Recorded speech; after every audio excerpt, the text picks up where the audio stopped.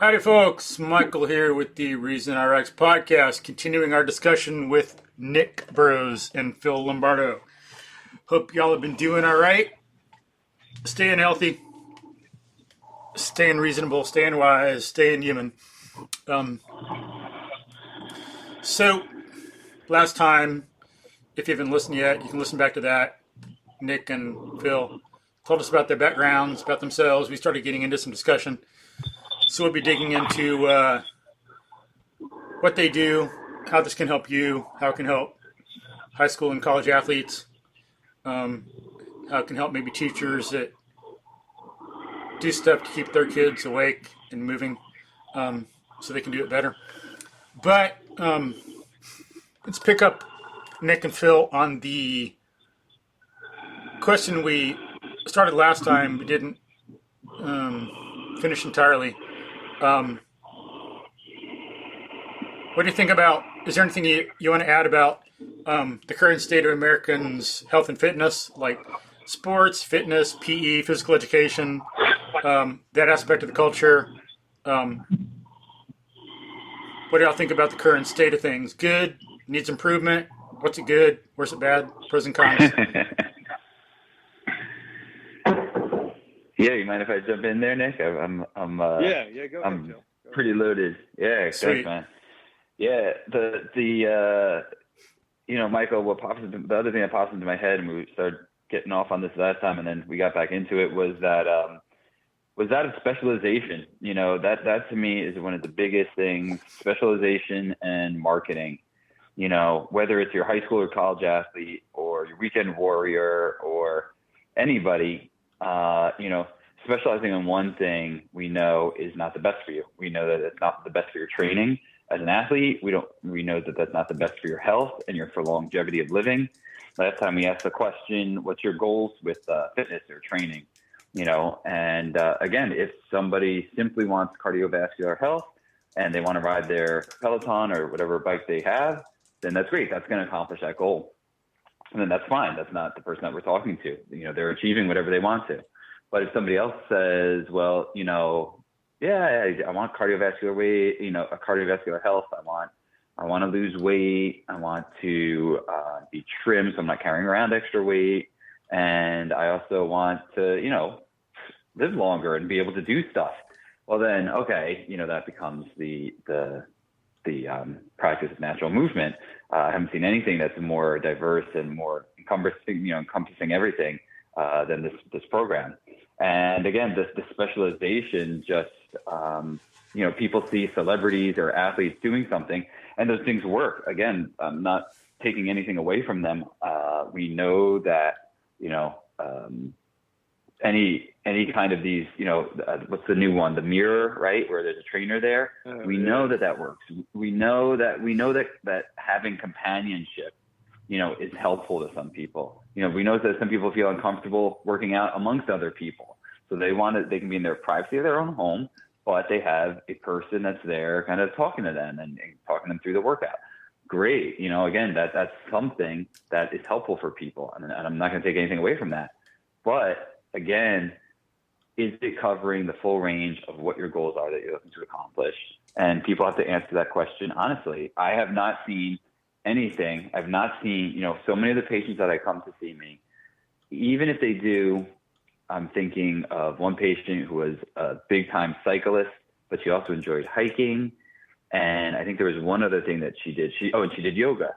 So I was like, wow, that's actually pretty decent. It's pretty diverse. If you think about it, like she's never hanging, she's never lifting up an object, and how much strength is she really building for herself? And, again, the hiking and the biking are usually in one specific position that she's going to be in. And so she's going to be repeating that over and over and over again. Again, not saying that there's no benefit, but the lack of certain nutrients, just like with our digestion and our diet, the food that we're eating needs to include all the macronutrients in the same way that we need to include this into our fitness area. And, you asked, what's the current state? I would say it's improved. I'd say it's better. CrossFit opened the door. Supple Leopard opened the door for a lot of different things. It's great that we were talking about things differently. it's still missing. They're all positive things, but they're missing a lot of the fundamental pieces. It's like if you eat, I think I used this last time. If you ate avocados and blueberries, we know they're healthy for you. We know they're good for you, but you can't eat them all the time. There's other stuff you got to eat in order to survive. So that's my favorite analogy. And so, what about culture in general with sports and what's physical education okay in high school? Yeah. And the culture, what about colleges? Yeah, the same thing. The specialization of these athletes is where I see all their injuries. The gap between their physical capability and their skill, I always demonstrate that with my hands when I'm showing a patient why they got hurt. That's the reason why. Their skill in their sport gets better in the short term, but in the long term, they're coming up with an injury, or, what are they really setting themselves up for? We know, I've been talking to a lot of different people about block versus random practice. Block practice is great to start out and to learn a skill right away, but for your long-term benefit, randomized practice and, mixing it up and more variability, the better motor learning that you're going to have, the better carryover 2, 4, 6 weeks and months down the line. So if you want to just get stronger for this season, then, keep lifting and keep doing basic training. But if you want to be a better athlete 3 to 5 years from now, or even 2 to 3, the more diversity you have, the better. That's why I encourage my kids to do martial arts and gymnastics as their base activities that they're doing. And then whatever they want to do, they can do from there. And we spend a ton of time outside, climbing, jumping off rocks, different things like that, of course. But I would encourage them to do sports like gymnastics and martial arts, because there's just so much variability. And then from there, if they want to play baseball, football, basketball, sure, absolutely. You just got to have that foundation underlying. Mm-hmm. What about you, Nick? What are your thoughts? Well, I'll speak from personal experience. I think Phil's probably a little more qualified to answer this question, because he probably sees a lot more athletes than I do, perhaps in the past 10 years. But I remember just growing up in the 80s and playing sports and training for sports as I got into high school, and, being around just keeping in shape for your sport. I think we've come a long way since those days. Back in those days, you did bicep curls, leg extension, leg curls, squats, and like upright rows or military press, 3 sets of 10. That was your training out of season for, whatever sport. It was football, could be basketball. Even baseball players were doing that stuff. So I think the evolution of fitness has come a long way since those days. And you can see from the high school, college, and pro levels. I mean, the players now are just doing crazy stuff that back in the day, Joe Montana and the other famous football players never did. They just went out and threw the football. So, it has changed, but Phil's right. There's still a lot of specialization. I have athletes now come in to see me that are high school kids that play basketball or play soccer. I even had a bigger guy who was in the powerlifting. Every single one of these people, I put on a 2x4. They could barely walk to toe, and they could barely stand on one leg. They could not do a single leg deadlift without losing their balance. So obviously, the motor control is not there. And I do think that the current state of fitness and training is missing those key elements that MovNat can provide, or does provide. Yeah. And how would that matter? So, because I think while there's some improvements in the culture, they're more subcultural here and there. It's not in the mainstream. And so a lot of people might think, I'm strong. I can deadlift 500 pounds or something. So why should you care about a one-legged squat or walking on 2x4s? Isn't that just some little gimmick? I mean, you're walking on 2x4s. It's like, how hard can that be? And it doesn't involve heavy weight, and it's not tough and stuff like that. It's like, there's, Well, if they can't walk on a 2x4, how does that affect everything else they do? How would you explain that to folks? I've addressed this to people is because people come to me after they get hurt doing whatever, and I tell these people, if you can train your neuromuscular system to be most optimal, is more likely to help you prevent injury in the future because it's going to be functioning correctly. So that's one point I bring out to these people who just want to deadlift or just want to play basketball. However, they're hurt doing those activities. And I show them that, well, in this situation, perhaps your neuromuscular system didn't work properly and did not protect you against this injury like it should have. Mm-hmm. And so that's how I approach working with people to get them to buy into it, to get them to care about these weird activities that I show them to do. Yeah, cool. Yeah, that's one thing. There's too much focus on muscle and not enough focus on ligament and tendon, bone, brain, nervous system. Right. Yep.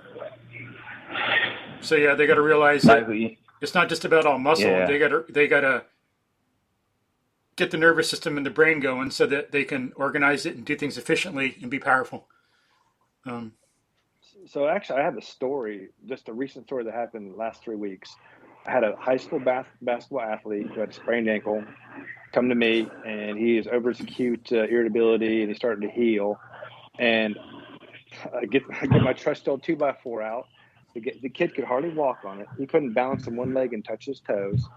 And the mother, who's actually a speech therapist, was just dumbfounded by the things he could not do. Even though he could run up down the court all day long and shoot threes. And then, when we did some more dynamic work, some side-to-side jumping or side swing jumping, things like that, he had a lot of control. He had a lot of issues with control. Mm-hmm. And, he was even surprised he couldn't do it. He's like, Mom, this is hard. And the mother was so impressed that she called me 3 days after his last visit. He actually got better and was getting back on the court. And she wanted me to come show his coaches how to train their athletes. Thank goodness. It's crazy how to train their athletes because I kept using the analogy. If you have a better functioning neuromuscular system that can help protect your joints and your muscles and your tendons during dynamic athletic activity, you're less likely to be injured. So we're in the process of me going over there to the high school team and, not tell them how to play basketball, but tell them how to move more efficiently, tell them how to hone in their nervous system, things like that. So I was very excited. And basically I was using MovNat techniques. I mean, we did a balance split squat. The kid almost fell over. Wow. It was crazy. Wow. I'm glad she gets it. It's like we need more people like that. Wow. Well, it's also how you talk to them about it. Why are you doing this activity? What are you trying to do? And I did that, and they couldn't believe he couldn't do it, and they totally bought into it. Sweet. And I just hope that this whole thing comes to fruition, so I can get out there and start teaching MovNat to basketball players. Yeah, and then hopefully that can get you into volleyball and football and everything else from there, baseball. Mm-hmm. We'll see. I mean, because honestly, if you think about what MovNat can do for these higher level athletes, how much it could expand their game. Mm-hmm. Yeah, and I think it's important because people don't get the totality enough. They just do a bicep curl and then we go on to the next thing. It's not their fault so much. It's the culture. Don't have enough good movement role models, but there should be more awareness of how power requires balance and control. You can't have control unless you have balance. Thinking of balance, because they all go together. Power helps with balance, and balance helps with power, and balance helps with control, and control helps with power. But if we look at think of balance as just having your relationship to gravity, that's fundamental. you need that, and then you can go on to the broader sense of control with other things, and then you can have power. Then it matters. Sorry, what? I was going to tell you, since we're on talking about this, speaking from personal experience, before MovNat, my deadlifts consisted of barbell deadlifts. So once I started practicing MovNat, I'd go outside. I have these huge rocks in my backyard, and I would do deadlifts with awkward boulders on an awkward surface, and learn how to properly control it, things like that. And then I would go back in and do a regular deadlift like I used to, and I would notice I was stronger. Yeah. Even though I wasn't necessarily lifting the same amount of weight outside with the boulder. Yeah. So just anecdotally for me, cool. Makes sense. Honing in my nervous system, challenging the deadlift in different planes of motion with a different foot position, it strengthened my body more than I anticipated it would.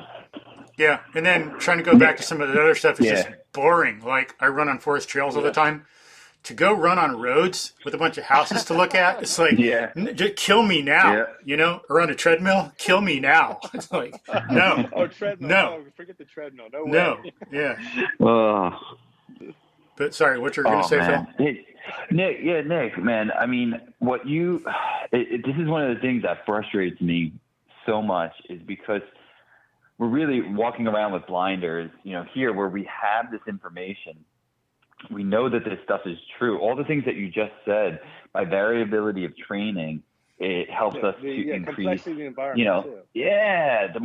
There's more neuromuscular activation, which leads to more strength, which leads to, how many times have you read an article in JOSPT that says that, training on an unstable surface helps to increase, secondary and tertiary muscle activation and participation. Yeah. Like, we know that is not like a new concept. That's not a maybe.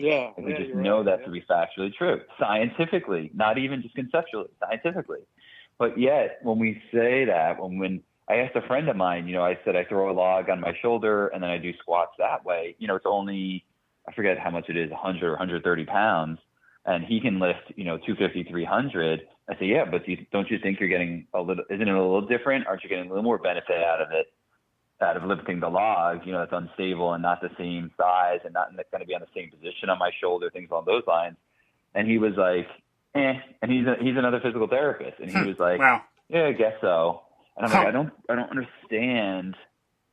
You were talking about athletes. This is a perfect example. I always remember Danny told this story. Danny was a high school and college wrestler down in Central Jersey here. And we're talking about Danny Clark, who's Danny Clark. Just so folks, Danny Clark, management or like Danny Clark, program curriculum director for all of MovNat. Yeah. Okay. Yeah. And he told this story. He said we all knew how tough the guys were that came from Pennsylvania because they all worked on their family farms. And it's like, it's like we all know that. We all know those tough guys that, I don't know, worked on cars or did something else, manual labor. Right. And now here we are, we're trying to replicate that in the gym with dumbbells and barbells. And, the whole system is antiquated based on the, bodybuilders of the 80s and 90s. Again, we looked up to them. We saw that it was successful. It was successful for them. So we said, let's do it for me. And it made you look good. And that was great. And again, we are opening the door. CrossFit, everybody else is starting to open the door. We're getting closer. But if you look at CrossFit, we all know that there's a lack of rotational movements. There's a lack of transverse plane variability, transfer plane movement. Yeah, right. There's a lack of variability, even of, toes to bars, muscle ups. Okay, what else? And that's it. They kind of stop that. Lack of complexity of the which is fine. Again, it's not wrong. It is perfect. It makes an excellent system to have a slight introduction to functional training, to powerlifting, and to have a host for a competitive environment, which is what they are. Let's just admit that. Mm-hmm. But the science is out there, for athletes and for everyone, that the variability of training is more beneficial to you no matter what's your goal. I mean, even if it's strength training, we know that doing, oh my God, I'm starting to lose words as I'm getting older. But the different kind of curls, you could do classic curls, you can do hammer curls, you can do palms down in pronated position, and you're gonna, affect the muscles differently, and that's good for you. Like, we know that, but then it's like, oh, okay, that's my variability. Versus being like, okay, what about cleaning a medicine ball or a sandbag or something along those lines, and using that for your bicep strength. So yeah, again, it is improving. We know that variability of training helps in all areas, hands down, and we just have blinders on. We're choosing not to see that, and we're choosing not to just do a little bit, which is still good and still something, but we're choosing to just do that and then be okay with it and say like, well, I'm not really sure what else to do, so I'm just going to do this, what I'm doing. But we're starting, you, me, the three of us, we're all starting to open people's eyes and to show them what else they could be doing. Amen. Yeah, like in regard to the balance thing, I got a anecdote about the balance thing. Nick, should I go with that, or do you want to talk first, or what? Go ahead, Mike, and I'll bring up my point after this. Okay. Utah. This is continuing with what we've been saying. But balance, control, power. So someone I know knew, like a friend of someone I tutored in math a little bit and did some fitness training with. He trained with me a little bit. He had someone who had a friend who went to a big high school in Houston, played football. So, you got all these coaches that they have, main coach, offense, defense, I guess, and stuff. And he told me he went to CrossFit, and thankfully it was a good one, not, I don't know to what extent, some of the quality is good and bad, but just like anything else, some trainers aren't as good, some are better. But at this one, they knew more about technique and valued it. He came in and they saw him, this kid doing a clean and jerk, I think, and they killed it right there. It's like, no, you have no balance, so you have no business doing that. He could throw around, I don't know what he was doing, 150, 200 pounds more, on his clean and jerk, some big football player. They say, no, you ain't doing it. You're doing the bar. You got no balance, you got no control, so you got no business doing that much weight. You can't. You're going to get hurt. So there's a place where a good example of how balance is important. And it's good that someone's pointing that out. You got to walk on the 2x4, get your balance down, build from there. Otherwise, you're not strengthening yourself, you're just strengthening dysfunction. 100%. Yep. So that's a good story, I think, for folks to add to the evidence, the reasoning about the importance of this. So, Nick, what was your point? What did you want to get into? Well, I've been doing a lot of thinking about the ways I used to train. Is barbell heavy? I used to use the barbell all the time, just because, like Phil said, that's what the gyms have evolved to have since the 70s in bodybuilding.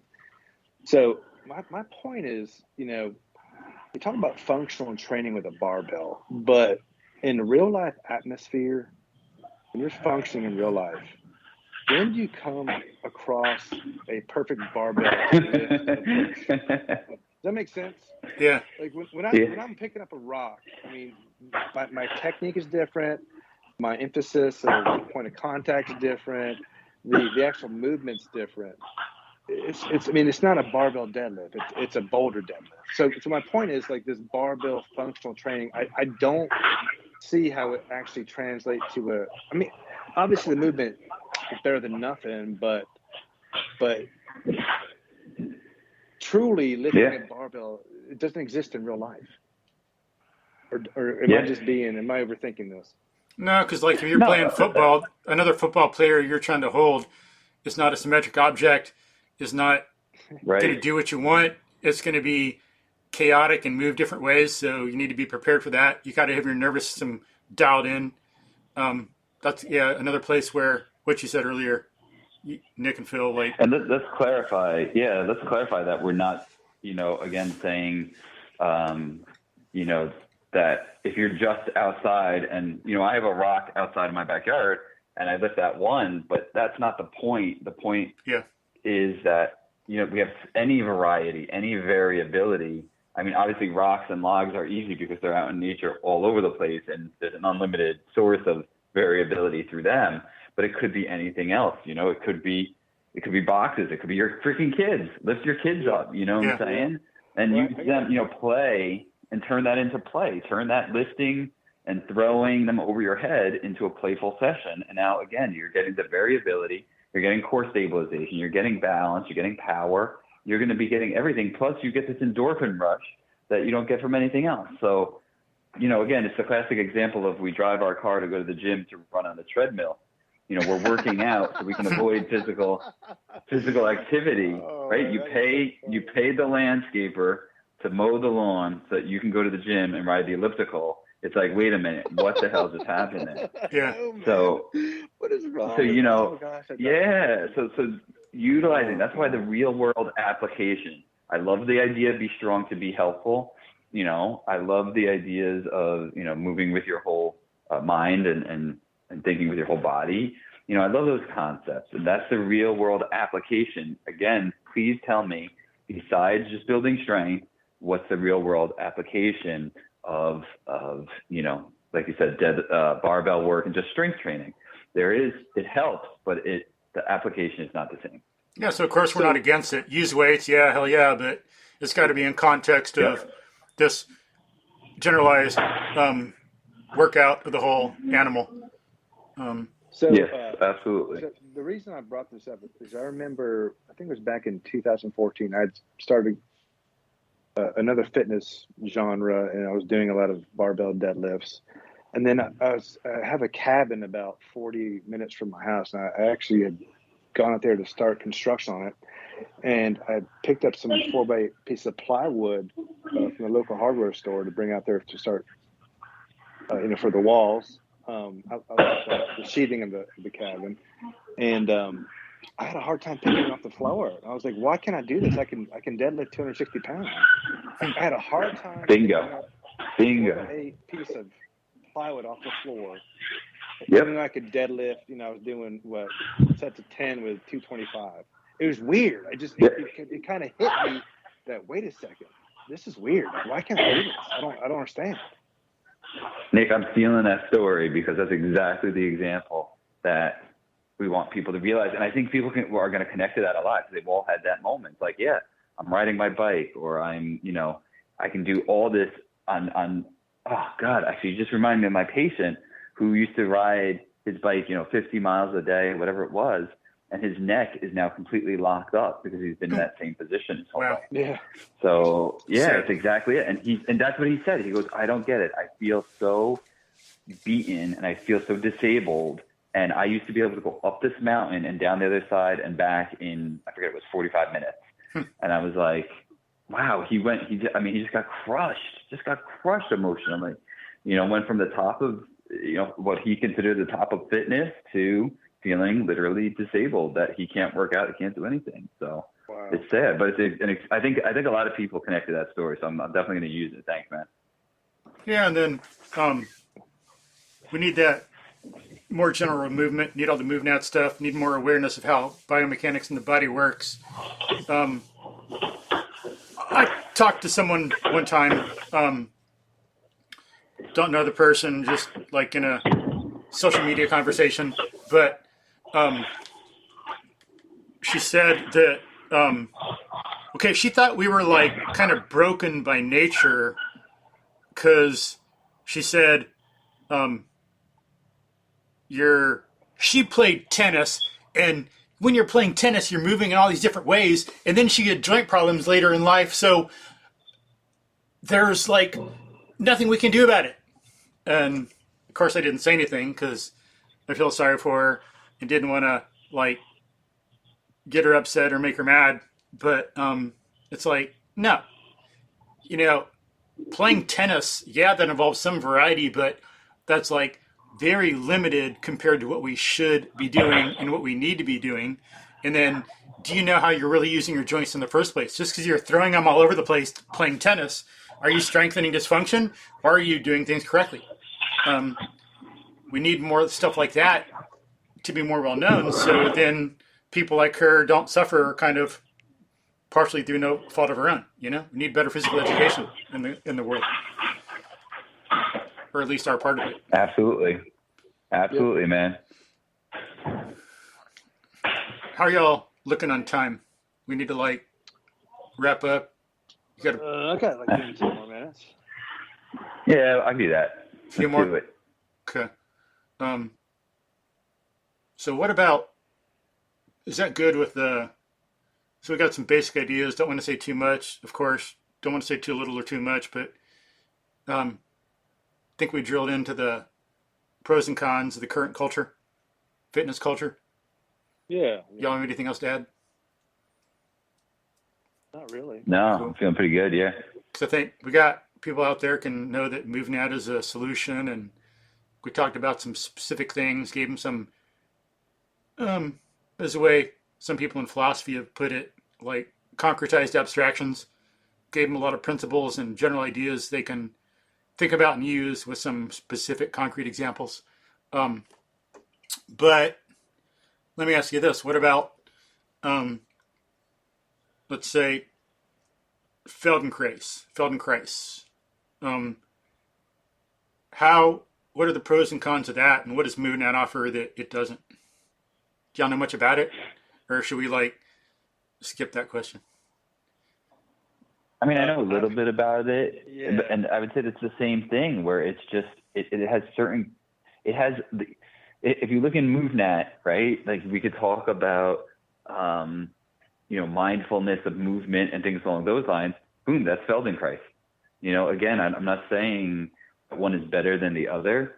I'm just saying if I look at the MovNat system, I can find these other systems within it. Yeah. The awareness that Feldenkrais brings to movement patterns, turning your head, turning your eyes, tracking, visualizing, all that kind of stuff, 100% accurate. I think it's wonderful. And, again, that's something, but you can see that overlap and you can see those portions that are in there. So, yeah, I mean, you can break it down one by one, the mobility of yoga, the closed chain ability of yoga, absolutely, 100%. The posture with yoga, the awareness, the breathing, 100%, that's all there. Again, you could find that in the MovNat system, or those components in the MovNat system. Same thing with CrossFit and strength training. You could find that within the MovNat system, and on and on. So, you bring anyone up there, that's fine. Yeah, it seems like, would you agree that the MovNat is the only one that's comprehensive and connected? And it's the most. I don't want to say that it literally has everything. I don't know. Maybe there are other concepts but in my 20 years of experience, and I certainly haven't experienced everything. Yeah, it is the most comprehensive and complex. And the conversations that they have from the top down, from everyone, from the master trainers, from Erwan himself, he's always talking about the complexity and the mind-body connection and the psychology of it. Like, I don't hear anybody else talking about those components unless they're literally just talking about pushing yourself. And, when you feel like you're giving up, you're only 40% of the way there. I get that. That's 100% true. But most of the psychology is just how to push harder, how to do more, how to, overcome what you think are your boundaries, almost like Tony Robbins style. But there's so much more to mindfulness of movement, even during anything, during a heavy deadlift, during a PR, during balance training, all those, there's so much more to it. And again, Feldenkrais then would complement that. So yeah, these things all go together, and hands down, MovNat is the most comprehensive program I've seen. But I mean, connected too. Connected in the sense of connecting crawling to climbing a ladder. Let's say crawling to running to climbing a ladder. That's very important and helps you see why to train, how to make your climbing better. I don't think enough others do that. I know some do it, FMS people. From Yeah. behind the scenes, I Yeah. know, Katie Bowman, the FMS people, Kelly Starrett, Yeah. Strong First, and Pavel, MovNat, others behind the scenes. They're all talking and learning from each other. They're all processing. Some CrossFit people, but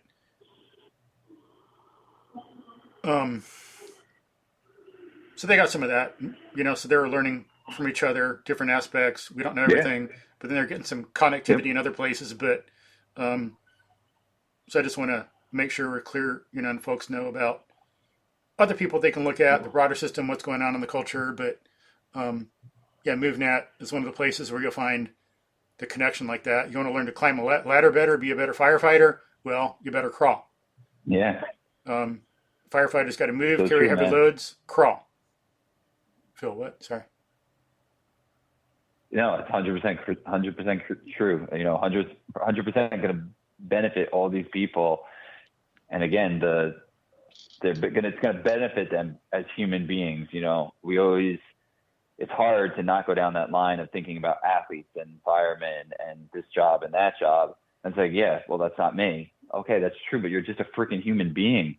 Like, have some basic fundamental capacity and capability, please. Like, showing respect for yourself, just giving up and saying, oh, I can't do that anymore. I'm just too old or whatever. Mm-hmm. That's never going to happen. And again, I'm talking about the CrossFit get up. I'm not talking about, power ups or leg swings. I'm talking about people who just give up on things like the cross leg get up. Yeah. Come on, let's give ourselves more credit as human beings and, realize we're training. That's what we're training for, that's the big goal. So, yeah. Or another good comparison to be, I think everybody knows martial arts is connected. One thing leads to another, good sequence. There's going to be some in CrossFit, like guy in town got P3 CrossFit. He's level 4 certified. John McPherson knows his stuff. But I think from what in my limited knowledge, seems like MovNat has the connectivity of all these different movements, as I say, like crawling to climbing, more so than others, more fundamental. But, yeah, 100%. MovNat. And we learned, Nick, you tell me, we learned this in school, right? Like, what he's saying is what they talk about in school, but not always. Then you get out and you're stuck seeing, 4 to 6 patients an hour, and you're like deer in headlights. And, that's again one of the goals of the course. Interesting, right? I mean, do you agree with that? Am I off? Yeah, we talk about all these different things, and so long ago, I can't really recall it. But I just remember getting out of school thinking, what do I do? How can I teach this person how to? What do I do to them? It's really weird. Right. I don't think they do a good job of integrating it and really getting to the essence of what I think rehabilitation is, which is teaching your body how to move properly. Thank you, 100%. Yeah. To me, and now that I'm back in the outpatient world, and I've dove into so much literature. I'm reading so many articles, like 4 a week now, and I've uncovered the physical therapy CPGs that were released a couple years ago, and every single CPG, which stands for Clinical Practice Guidelines, Mike, if you didn't know that, it all relates to the most evidence for most conditions is exercise and movement. That's what helps everything. It's almost astounding. But the question is how do you teach that to somebody? All exercises aren't created equal. How do you teach somebody how to move properly if they're suffering from this, and this? So I don't think PT school did a good job of teaching me that, but I've learned it in practice through, different avenues here and there. And definitely now that I'm into MovNat and certified as a MCT, my knowledge has improved dramatically. And also my ability to assist my patients has improved dramatically too. But I was going to say that one thing that impressed me about the MovNat system the most when I started to study it and practice it is that it has elements of every physical fitness discipline. It's got elements of gymnastics, has elements of parkour, has elements of strength training, has elements of strongman training, it has elements of CrossFit, it has elements of rock climbing, it has elements of running. It has it all, and that's what is so impressive about it. It just encompasses everything. Well, the way I look at it is like I like to say it's the foundation for all the others. These systems specialize, so they develop part of the foundation of MovNat. MovNat provides the foundation and the structure, and then people specialize in a certain respect there. That's the way I look at it and the way it seems to me. Bingo. Just like you can specialize with yoga. So if someone would come to a trainer, someone does yoga, well then it's fine doing yoga, but then you need to do some weightlifting. Someone does Pilates, okay, but then you need to get outdoors where there's more complexity. You're missing complexity. You do Feldenkrais, okay, then you need more dynamic movement and strength. I'm not an expert in Feldenkrais, but it seems more like slow, mindful stuff, not some of the dynamic, powerful stuff that they need also. Nick, what?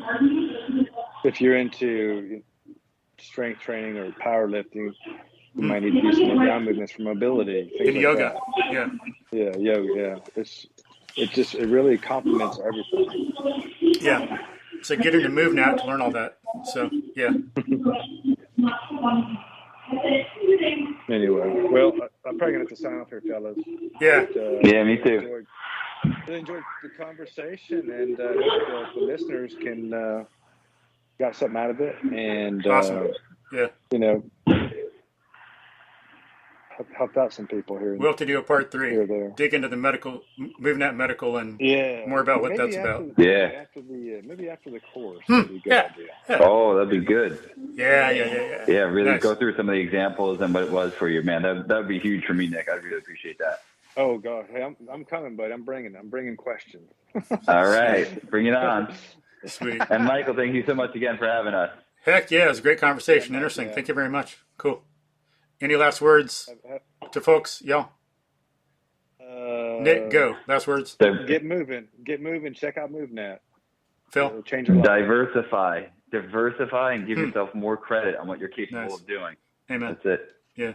Awesome. All righty. Thank you very much for your time. Yeah, go. Enjoy your family and your sleep. And cool. All right, Mike. Thanks. Cool. All right. Thanks, Mike. You too. Cool. Thanks. See you soon, Phil. Take care, guys. See you soon, Nick. Looking forward to it. Bye. All right. Bye-bye, guys. All right, folks. Thanks. Hope you enjoyed that. Hope the sound quality is better this time than last time. I couldn't edit some glitch downloaded from my software recorder thing.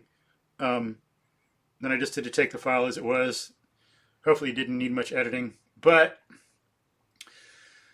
I hope you enjoyed this. Good conversation about our culture, about good movement practices. Hope it helps. As I said before, we're total human animals. We need, fitness to help us think better, have a better attitude, have better memory, be more creative. Thinking helps us do better at fitness and be more creative. Creativity helps us be better at fitness, learn more, be better at thinking, so on. They all interact. But as we said in the last time, the book Spark by Dr. John Rady and other resources like that,